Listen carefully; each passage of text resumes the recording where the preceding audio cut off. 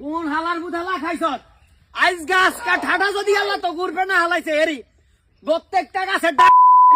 যদি কলরা হইতো যেসব হামন্দির থামন্দির ডাব খাইছত তো ঘুরবে আল্লাহ ঠাডা হরবো আজকা ঠাডা হরবো এরি আমি ছাড়ি দিলাম আল্লাহ ছাড়ি দিত না তোর এমন রাইছে এরি প্রত্যেকটা ডাব কত বড় ইয়ং জেনারেশন